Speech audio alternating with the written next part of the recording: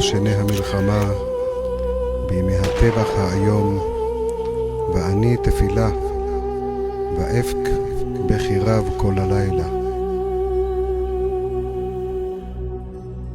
ויהי כעלות הבוקר, והנה אנשי העולם כולו, כמו מקובצים בקיבוץ אחד לפני דמיוני. ואיש אחד מרחב ביניהם, בראש חרבו על ראשיהם, מצליף כלפי ראשיהם, והראשים פורחים למרום, וגביותיהם נופלים לבקעה גדולה מאוד, ויהיו לים של עצמות.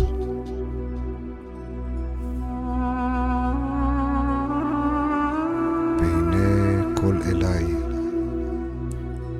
אני כל שדי, המנהיג לכל העולם כולו ברחמים מרובים.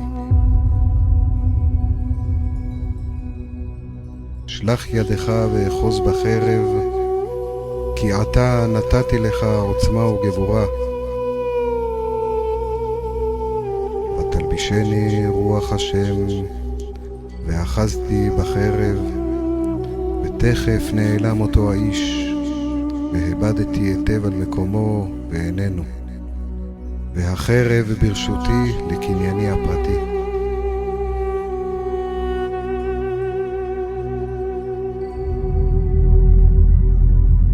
ויאמר השם אליי, סע רגלך ולך לך ממולדתך אל ארץ החמדה, ארץ האבות הקדושים, ואעשך שם לחכם גדול ועצום, ונברחו בך כל גאוני הארץ.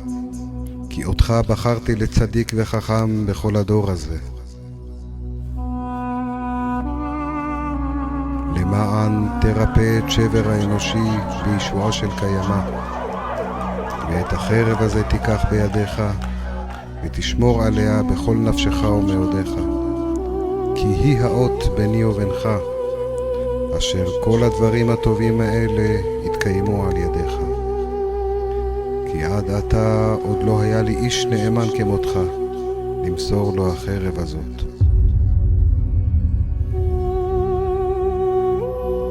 ועל כן עשו החובלים מה שעשו, ומעתה כל מחבל אשר יראה את חרבי בידיך, תכף יתעלם ויתבאר מהארץ.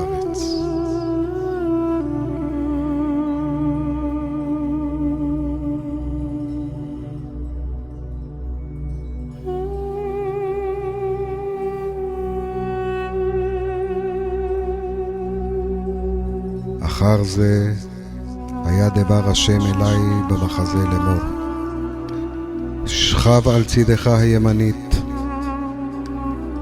ואשכב על הארץ, ויאמר לי, מה אתה רואה? ואומר, אני רואה גויים ולאומים רבים מאוד, מתנשאים ונאבדים, ומראיהם משחת מאדם.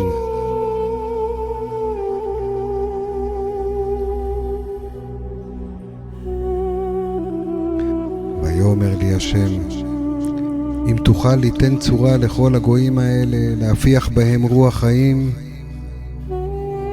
אז אביאך אל הארץ אשר נשבעתי לאבותיך, לתת לך, וכל יהודי יתקיימו על ידיך.